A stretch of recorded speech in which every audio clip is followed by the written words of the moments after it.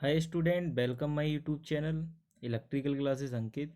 Subject basic electrical engineering और network analysis. Lecture number 16। Topic SSC JE 2019 paper solution. यार Ankit Sharma sir. तो student, previous class में मैंने discuss किया था जो बेसिक इलेक्ट्रिकल इंजीनियरिंग और नेटवर्क एनालिसिस का चैप्टर नंबर 1 से रिलेटेड जो क्वेश्चन प्रीवियस ईयर में एसएससी जेई में जो आए हुए थे वो मैंने डिस्कस किए थे। ठीक है। तो आज के लेक्चर में 2019 में जो क्वेश्चन चैप्टर नंबर 1 से रिलेटेड हैं बेसिक इलेक्ट्रिकल इंजीनियरिंग और नेटवर्क एनालिसिस की, सही है, चैप्टर नंबर 1 से जो रिलेटेड क्वेश्चन है 2019 के जो एसएससी जेई के पेपर में आए वो आज मैं डिस्कस करता हूँ। सही है। तो स्टार्ट करते हैं। प्रॉब्लम नंबर 1, क्वेश्चन नंबर 1 है एसएससी जेई में 2019 में आया हुआ क्वेश्चन है। इस क्वेश्चन में क्या कह रहे हैं, with the current direction marked in the circuit Son the net voltage applied. तो क्या कह रहे हैं, इस सर्किट में नेट वोल्टेज हमें बताना है। सही है। तो नेट वोल्टेज कैसे बताएंगे हम, इसमें केवीएल लगाएंगे। तो प्रीवियस क्लासों में मैंने डिस्कस किया है केवीएल कैसे लगाते हैं। आप लोगों को करंट की डायरेक्शन भी नहीं दिख रही होगी। सही है। तो केवीएल कैसे लगाते हैं मैंने आप लोगों को बताया। केवीएल जब भी लगाऊंगा मैं तो मैं हमेशा सेकंड पोलरिटी लेता हूँ। सही है। इसमें देखो बैटरी V1 की सेकंड पोलरिटी प्लस है। इसमें रेजिस्टेंस की हमेशा सेकंड पोलरिटी क्या होती है, माइनस होती है। सही है। इसमें भी माइनस है। इसमें बैटरी की B2 की सेकंड पोलरिटी क्या है, माइनस। इसमें रेजिस्टेंस की पोलरिटी क्या है, माइनस। तो लगाओ अप्लाई, करंट आई फ्लो कर ली, आई फ्लो ही हो रही है देखो इसमें मान ली। तो क्या हो जाएगा, V1 प्लस का है, माइनस का कितना हो जाएगा आई इंटू R1। सही है। फिर माइनस का B2, फिर क्या हो जाएगा माइनस का आई इंटू R2 और माइनस का I into R3 equal to zero. यही तो होता है किसी भी बंद लूप में वोल्टेज का सम क्या होता है, ज़ीरो। केवीएल यही तो बताता है।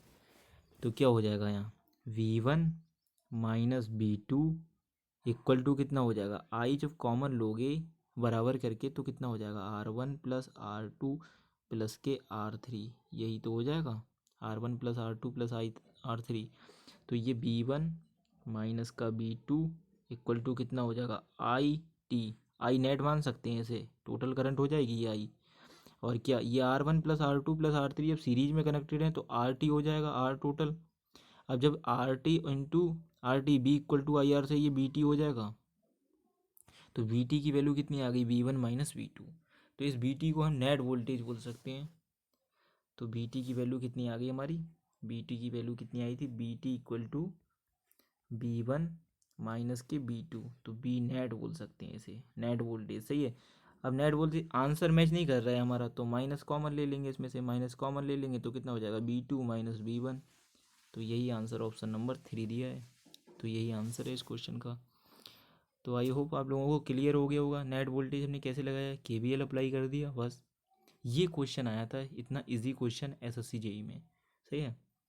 तो नेक्स्ट प्रॉब्लम देखते हैं हम लोग। Question number 2। क्वेश्चन नंबर 2 में क्या दे रहे हैं, find the net capacitance of the combination in which 10 capacitor of 10 microfarad are connected in parallel में कैपेसिटर आपके कनेक्टेड हैं, कितने, 10 टाइम्स तक।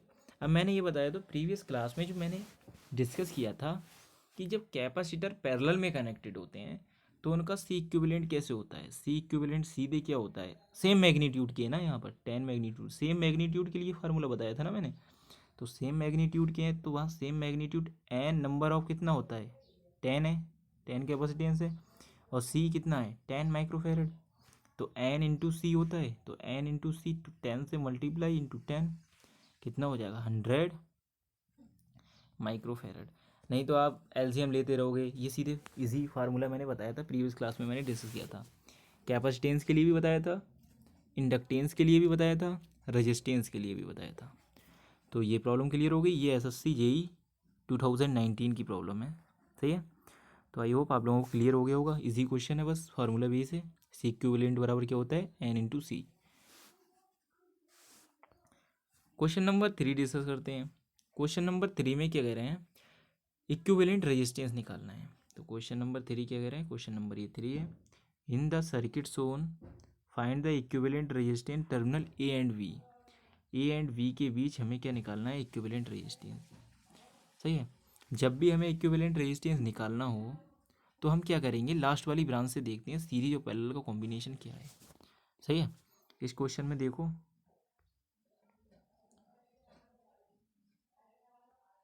अब इस क्वेश्चन में आप लोगों को दिख रहा होगा, देखो यहाँ कोई रेजिस्टेंस कनेक्टेड नहीं है, यहाँ कोई रेजिस्टेंस कनेक्टेड नहीं है, यहाँ कोई रेजिस्टेंस कनेक्टेड नहीं है, यहाँ भी कोई रेजिस्टेंस कनेक्टेड नहीं है। तो इन तीनों ब्रांचों में करंट डिफरेंट डिफरेंट होगी। तो इन तीनों ब्रांचों को हम सीधे डायरेक्ट बोल सकते हैं पैरेलल में है। पैरेलल में कैलकुलेशन इजी करने के लिए ये बताओ, ये दोनों सीरीज में हो जाएंगे, दोनों में करंट इक्वल है। 30 + 70 सीरीज में तो कितना हो जाएगा, 100 ओम। 100 ओम हो गया। जब इस ब्रांच का रेजिस्टेंस 100 ओम आ गया, अब देखो इसका हमने टोटल कितना निकाल लिया, 100 ओम है। जब ये 100 ओम है, ये भी 100 ओम है, ये दोनों किस में है, पैरेलल में है। पैरेलल में, पैरेलल में क्या बताया था, जब रेजिस्टेंस पैरेलल में है तो उनका आर इक्विवेलेंट कितना होता है, आर इक्विवेलेंट कितना होता है, आर बाई एन हो जाता है। आर बाई एन हो जाता है, आर की वैल्यू कितनी है, 100, और एन कितने, दो ही रेजिस्टेंस तो हैं सेम मैग्नीट्यूड के, तो कितना हो जाएगा, 50 ओम हो गया। सही है, 50 ओम हो गया। अब ये बताओ 50 ओम हो गया तो क्या हो जाएगा इसका, अब ये इन दोनों का हमने इक्विवेलेंट निकालने के बाद क्या आ गया हमारे पास, 50 ओम आ गया, ये 50 ओम आ गया। अब ये 50 पैरेलल में हो जाएंगे। जब ये 50 पैरेलल में हो जाएंगे, फिर आर इक्विवेलेंट कितना है, 50, कितने, टू रेजिस्टेंस कनेक्टेड है पैरेलल में, तो कितना हो जाएगा, 25 ओम। 25 ओम हो गया। अब एक 25 ओम का रेजिस्टेंस लग जाएगा, तो इसका इक्विवेलेंट क्या हो जाएगा, ये भी हट जाएगा, ये भी हट जाएगा, यहाँ क्या आ जाएगा एक, और ये भी हट जाएगा। सबका इक्विवेलेंट निकाला है ना इन सब का, तो यहाँ कितना आ जाएगा, 25 ओम। अब ये बताओ 25 + 50, 50 + 25 कितना हो जाएगा, तो आर इक्विवेलेंट दोनों सीरीज में है, तो 50 + 25 = 75 ओम।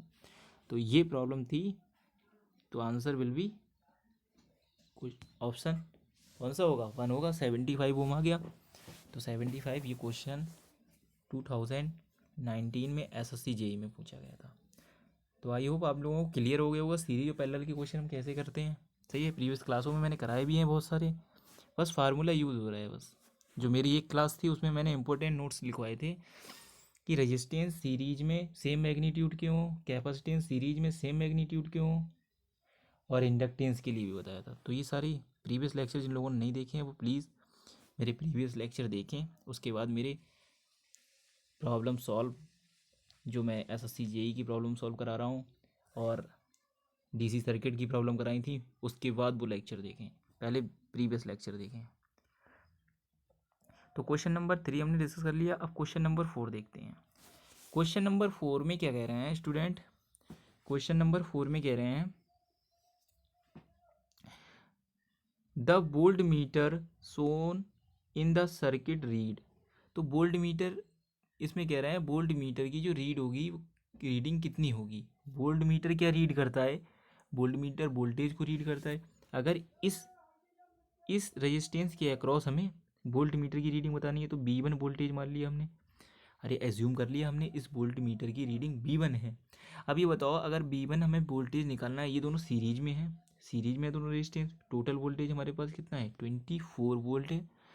अगर हम सीरीज में, हमें पता है, मैंने प्रीवियस क्लास में डिस्कस किया था वोल्टेज डिवीजन कैसे अप्लाई करते हैं। अब वोल्टेज डिवीजन सीरीज में लगता है, पैरेलल में तो वोल्टेज इक्वल हो जाता है, तो वोल्टेज डिवीजन लगाना है, तो 24 वोल्ट टोटल वोल्टेज मल्टीप्लाई किससे करते हैं, जिस रेजिस्टेंस के अक्रॉस वोल्टेज निकालना है उसी रेजिस्टेंस का मल्टीप्लाई करते हैं। तो उस रेजिस्टेंस की वैल्यू कितनी है, 25 मिली ओम, और डिवाइडेड बाई तो दोनों का एडिशन, तो 25 प्लस उस ब्रांच में कनेक्टेड सीरीज में जो हैं दोनों रेजिस्टेंस, दो हैं या तीन हैं, जितने भी हैं, तो दो हैं यहाँ कनेक्टेड, तो दोनों सीरीज में कनेक्टेड हैं, दोनों का एडिशन कर दिया।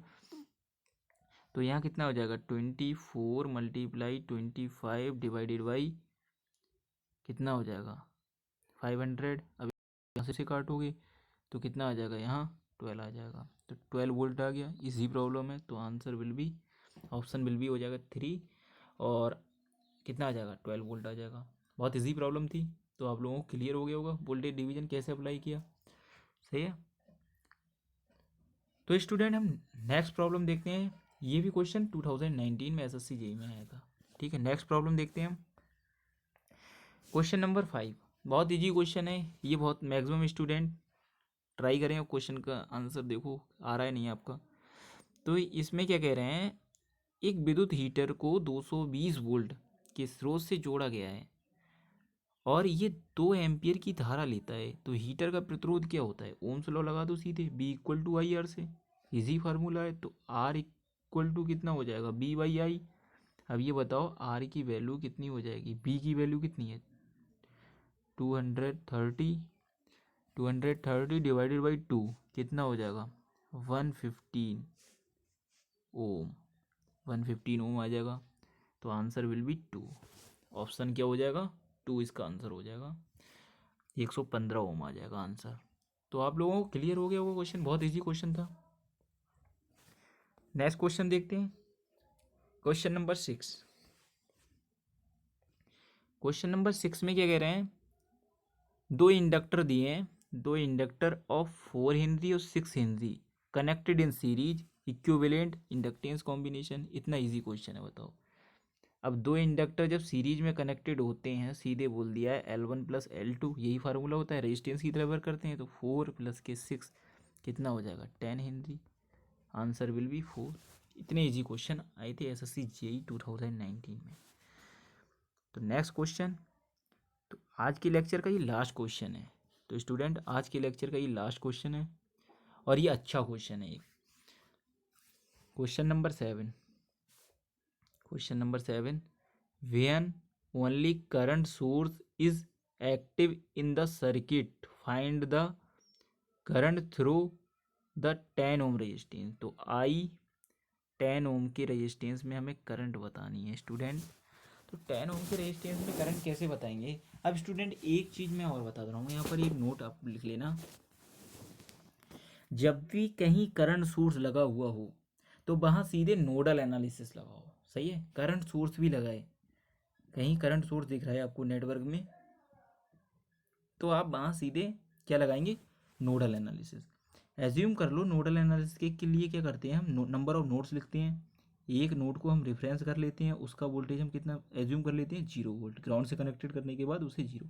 ये नॉन रेफरेंस नोड होता है, उसे एज्यूम कर लेते हैं उसका वोल्टेज, इसका वोल्टेज